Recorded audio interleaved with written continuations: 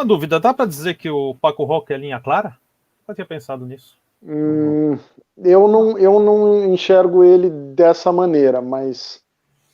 Tem elementos, mas eu também não enxergo assim, não. Eu não vejo ele como linha clara, nem como neo-linha clara. Olha, tá aqui A Casa, de Paco Roca. Esse álbum desse espanhol incrível essa obra será lançada esse ano pela Devir, em breve já, né? Já logo vai estar em pré-venda. Aqui na capa fala Prêmio Nacional do Cômico 2015, Prêmio Boscarato 2016, Prêmio Dolmen Melhor Argumento e Álbum 2016. Então eu vou falar para vocês que eu tô nervoso de falar desse álbum aqui. Porque assim, porque é muito bom. Que puta quadrinho.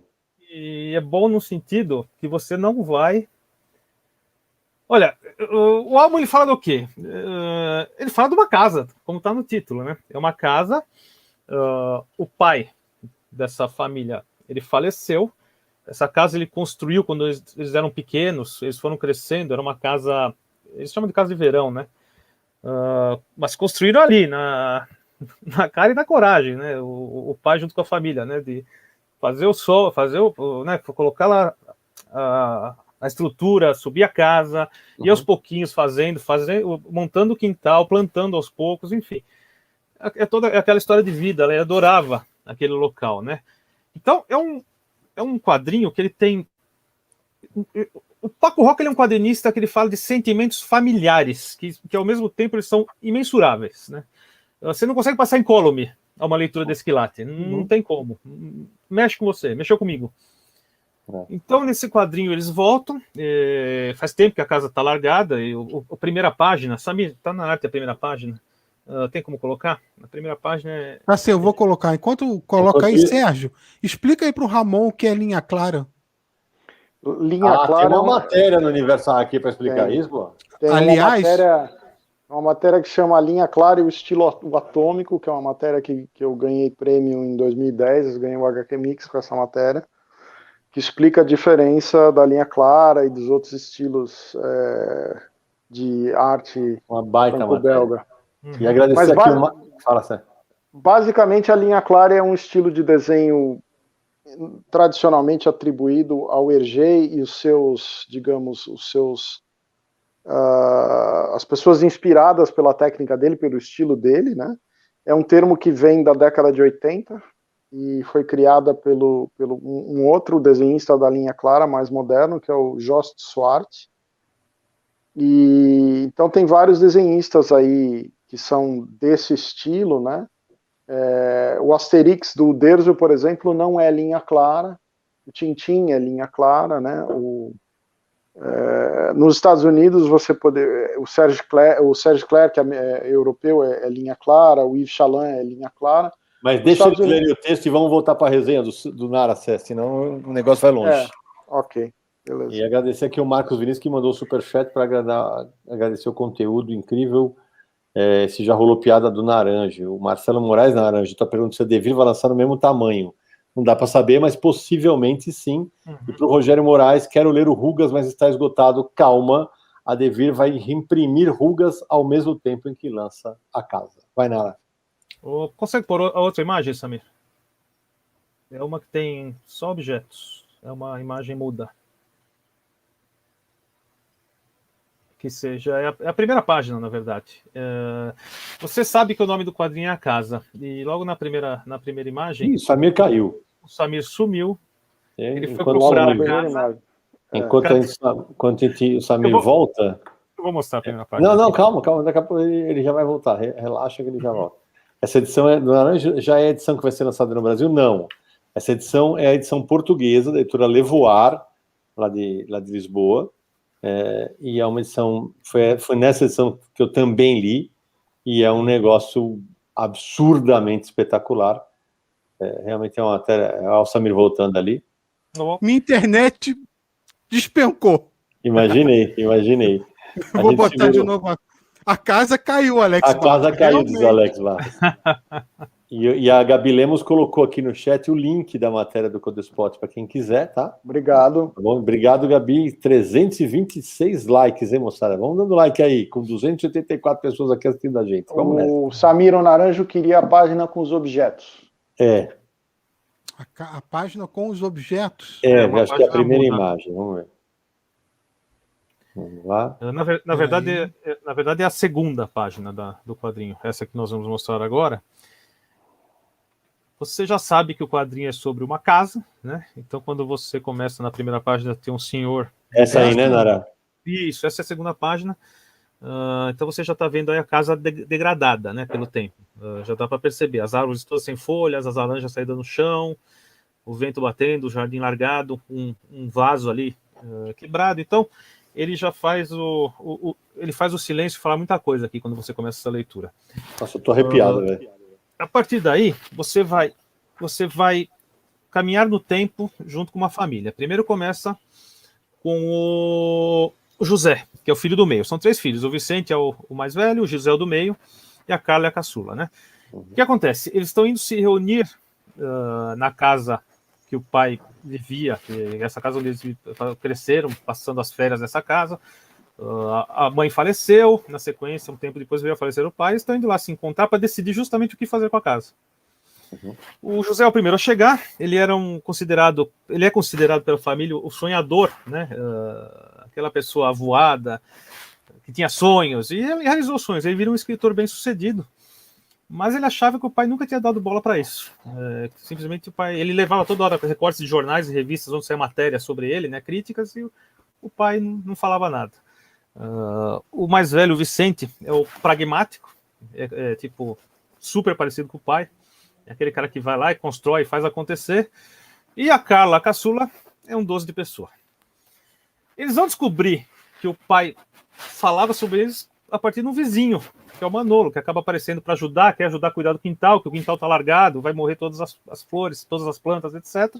E eles começam a conversar e ele começa a contar, olha, você é o escritor, né? Como o senhor sabe? Seu pai adorava o seu trabalho. Meu pai adorava o meu trabalho, né? Como assim? Né? Então você vai correndo, você vai lendo e você vai andando no quadrinho. Eu tô só no começo do quadrinho, tá? Bem no começo. Essa imagem, o Paco Roca, ele é muito bom na narrativa. Essa página, o que tá em tons rosa, já aconteceu. É passado. Já é passado. É um flashback, tipo um flashback. É um flashback, né? Isso, é um flashback. Nas próximas páginas, ele usa... Inara, nota aqui, ó. Primeiro quadro, segundo... No terceiro quadro, que é quando vai começar o flashback, ele sai de um degradê do amarelo pro rosa, para te indicar que ele tá indo pro flashback, velho. Ele brinca com a paleta de cores, mas o que eu achei mais genial, ele não vai usar só esse recurso. Ele usa vários recursos durante a história para remeter ao passado e não te atrapalha em momento algum. É tudo fluido, você não se atrapalha. Por exemplo, quer ver? Eu separei um aqui para mostrar. Aqui, eles estão aos pouquinhos, a família resolve arrumando a casa, tá tudo largado, vamos cuidar aqui, vamos repintar essa parede. Tal. E o neto deles, em determinado momento, o banheiro tá quebrado. E ele tá desesperado para usar o banheiro, é o filho do Vicente, do mais velho. Ele fala, vai lá fora, vai no mato, e dá um papel higiênico para ele. Mas pai, falou, não tem o que fazer, quebrou a privada, tô arrumando, né? Quando ele tá... Bota o laranja na tela. Cara, olha que arte linda aquela que tava ali, mas tá aqui, ó. Quer ver? Daqui a pouco ele volta. Calma, tá aqui, ó. Não sei se dá para ver. Deixa eu endireitar, para aqui. Já deu. Ele tá sentado ali, ele tá enxergando o vô conversando com ele quando pequenos, ele tá relembrando um diálogo que ele teve ali pertinho com o vô. Né? Então são recursos que vão, aos pouquinhos você vai construindo a personalidade do pai. E alguém perguntou aqui, Nara, no chat, se é posterior, sim, a casa é de 2015 e Rugas é de 2007. Michele, beijo para lá do Japão, andando 500 ienes. Então, obrigado, e tem uma coisa importante, apesar de não ser mencionado o nome, não sei o que e tal, de não falar que é autobiográfico e tal, você enxerga claramente uma continuação de Rugas, né, Nara? Você enxerga claramente, se você parar para pensar, o pós-Rugas. Tem relação. Ele fala muito da família. Comentar aquela arte, Naranjo, que você mostrou, que você comentou que tem o primeiro quadro em amarelo e os outros quadros em rosa. Tem 2 quadros, um quadro antes, Samir. Uma imagem antes dessa, aquela que tem o flashback amarelo em cima e rosa embaixo. Se você olhar, o primeiro quadro grande e o quadro exatamente embaixo, eles são exatamente a mesma cena, E sem você ler, você saca que tem uma passagem de tempo de uma casa que tem um tom mais pastel e uma casa mais viva num outro momento. É brilhante isso aí que ele faz. E responder aqui para o Marcelo Moraes, são 136 páginas, Marcelo. Isso. Naranjo, rapidinho, só para mandar um abraço aí para o Marcos Vinícius dos Santos Melo, que mandou um superchat. Passando para mandar um abraço e agradecer sempre o incrível conteúdo compartilhado com os amantes dos quadrinhos. E já rolou piada do Naranjo? O Marcos, só para deixar claro, é um dos responsáveis pela mudança do visual do Universo HQ. Programou o site novo do Universo HQ. Programou o site todinho. Abração pro Marcão lá. Perfeito. Essa edição não é a da Devir, o Gabriel. A gente falou logo, é da Levoar. Edição da editora portuguesa Levoar. Manda bala, Nara. Ainda no começo da história, 5ª, 6ª, 7ª página, cara, tem uma lixeira, sabe, onde estão jogando coisas fora, e sei lá, né? Estão jogando as coisas que eles não utilizam mais, eles estão jogando muita coisa fora na lixeira. E o Paco Roca puxa um balãozinho de cada uma, ele mostra que cada um daqueles objetos tem uma memória. É um móvel na sala onde um dos filhos assistia os filmes com o pai, é uma mesa da cozinha onde a filha fazia a lição de casa junto com a mãe, sabe? Então aquela lixeira ali me fez pensar o seguinte: a gente fala que bens materiais não tem valor, né? Mas pode não ter valor, mas tem significado, né? Tem história, Naranja. É aquilo que a gente atribui, né? Tem história que dá significado, é aquilo que a gente atribui para eles, né? Não pode ter valor para ninguém, mas tem valor para a gente, né? Quando eu li essa edição, a mesma versão que você tem uma resenha dela no meu Instagram. E eu ainda falo, porque tem muita gente que não teve como eu, com você, o Sérgio, que não teve um vínculo com um imóvel. A minha família foi a vida toda na mesma casa. Quando meu pai morreu, que a gente teve que... Minha mãe, a casa ficou gigante para ela mudou-se para o apartamento, deu um texto no meu blog pessoal falando do dia da despedida que a gente fez da casa. Então, é exatamente isso. Para mim, essa obra toca no fundo da alma, velho. Mas toca na alma, porque assim, aquele negócio, eu lembro daquela bola que eu jogava no quintal com meu irmão, cara, aquela bola que tá toda arrebentada de capotão. E nesse livro aí, o Paco começa a passar essas mensagens de uma maneira tão brilhante, velho. É tão brilhante esse negócio e é tão espanhol isso, porque nós dois somos filhos de espanhóis, a gente sabe, aquele negócio do pai ter um puto orgulho de você, mas não falar para você. Falar para os outros. Sim, mas eu tenho muita coisa mal resolvida ainda com a morte do meu pai, que foi recente, e não de me dar mal com ele, nada disso. As coisas que fica, a gente quer pôr para fora e ainda não é hora de pôr para fora. Mas tem outra coisa que eles falam do pai. O pai, eles até brincam que era escravo, eles eram trabalho escravo, porque eles eram infantil, porque eles eram crianças. Cara, e o pai não deixava eles parados. Meu pai era igual, você não podia passar perto. Vem aqui fazer não sei o quê. Vem aqui, mas é igual, gente. Eu li, eu falei, meu Deus, era isso. Mas é total. Perto e ferrou. Você vai ter que fazer alguma coisa, meu. Dançou, negão. Dançou, meu amigo. Você vai ter que fazer alguma coisa, entendeu? Porque é assim que era.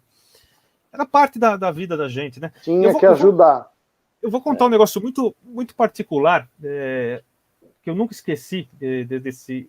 Eu tava. Faz tempo isso, tá? A gente tava andando em família. Tinha saído para tomar sorvete na aclimação. E sabe quando você está caminhando pela rua? E tinha uma casa, entrando bastante gente, saindo bastante gente, e estava escrito, qualquer família vende tudo, sabe que o pessoal usa? Sim. Famílias vai se mudar e vende tudo. Pois é, só que eu nunca tinha... Vamos entrar para olhar, vamos. E a casa ela tinha um corredor, era uma casa grande, tinha um corredor longo. Como tinha bastante gente nos primeiros cômodos, eu fui direto para o último, que era um cômodo grande, tinha uma escadinha e subi no cômodo grande. Cara, quando eu subi, que eu comecei a olhar as prateleiras e que tinha as fotos da família, do casal, não sei o quê, aquilo começou a me dar um negócio, eu falei, eu não quero nada daqui, eu só quero ir embora. Eu fui e esperei eles lá fora, porque eu falei, não dá. Acho que é meio isso, né? Tá registrado uma vida ali, eu não sei o que aconteceu para estarem vendendo tudo, mas eu não me senti à vontade para nada ali. O Alex Mendes pergunta, a maior parte da população brasileira não tem imóvel, quanto mais um vínculo. Então, Alex, é exatamente por isso que eu falei.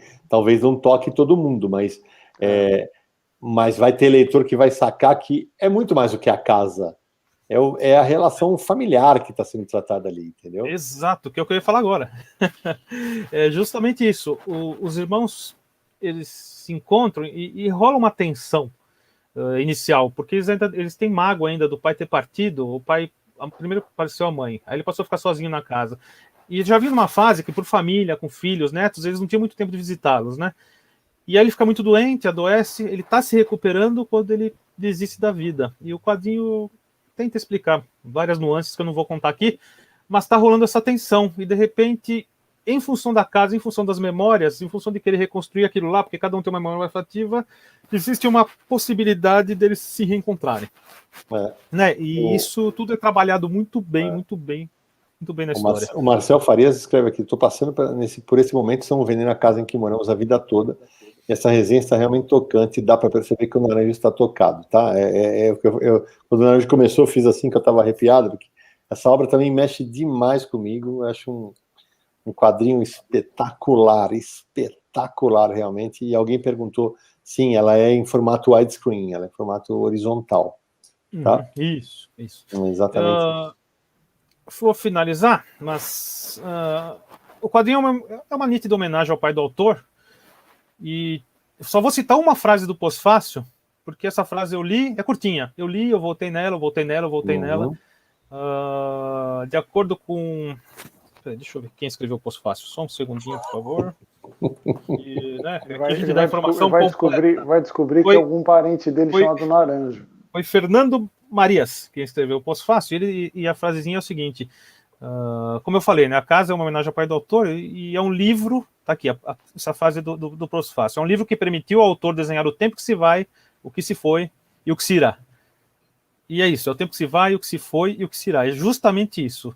E esse tempo todo, né, nas nossas relações como gente, a gente vê o significado de ser humano, né, tanto como adjetivo, como né, verbo, ser humano. É um quadrinho, já está entre os melhores do mundo aqui. Tá fácil.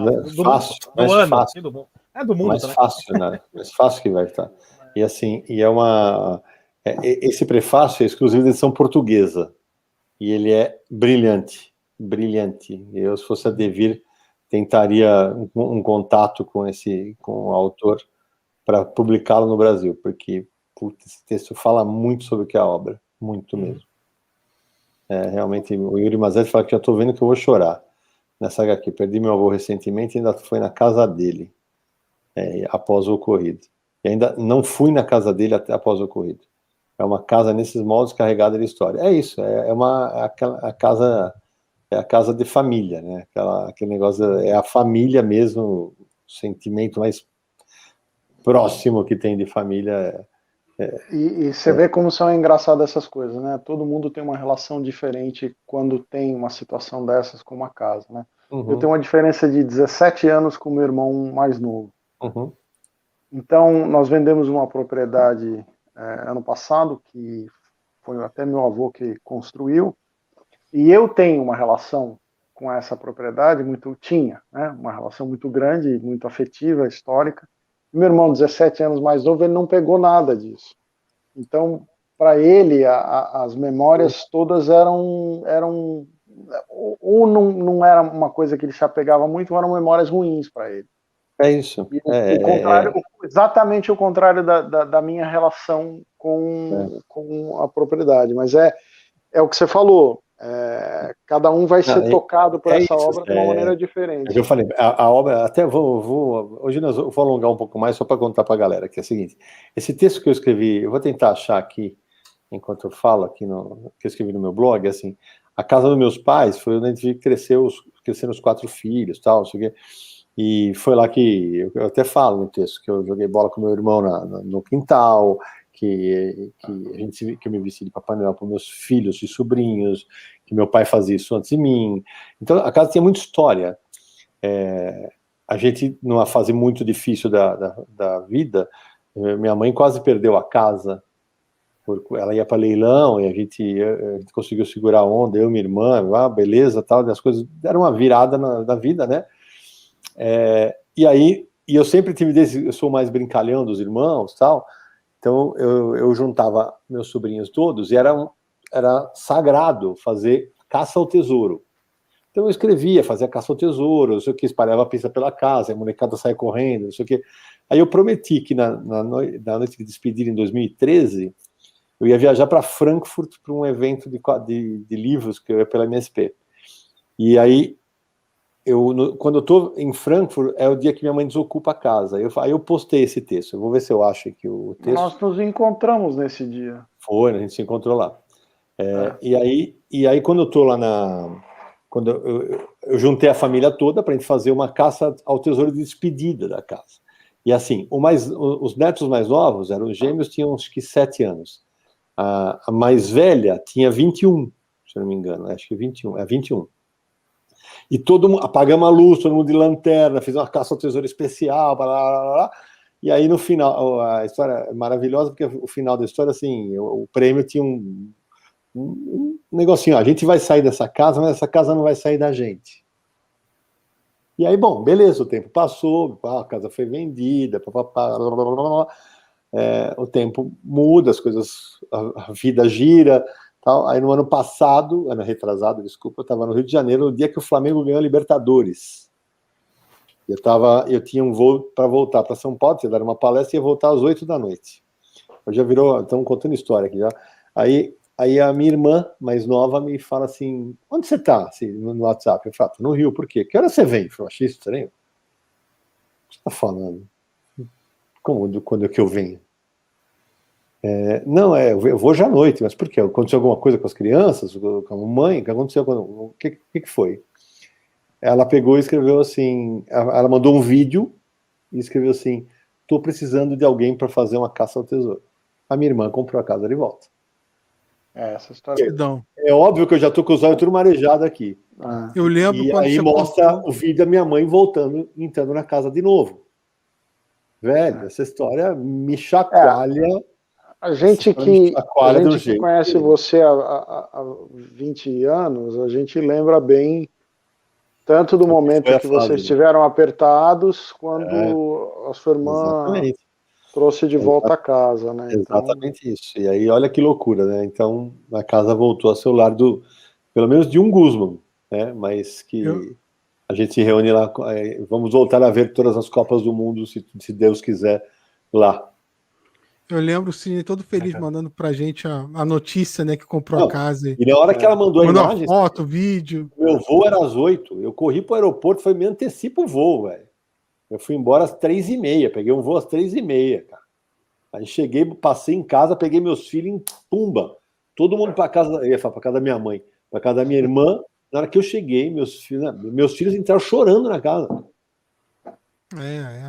Emocionante. Foi foda. Essa casa que eu moro já tem mais de 30 anos. Foi meu avô que comprou, meu avô morou nela. Meu avô já faleceu. Minha avó ainda tá viva, mas meu avô já faleceu. Aí meu pai eu moro nela. É uma casa passando de família para família, né? É isso aí. Isso pega muito. E aqui vai um pequeno spoiler. Essa história vai estar... Não vou falar. Não, melhor não falar, não vou falar. Não conte nada. Eu dar um spoiler, é isso aí.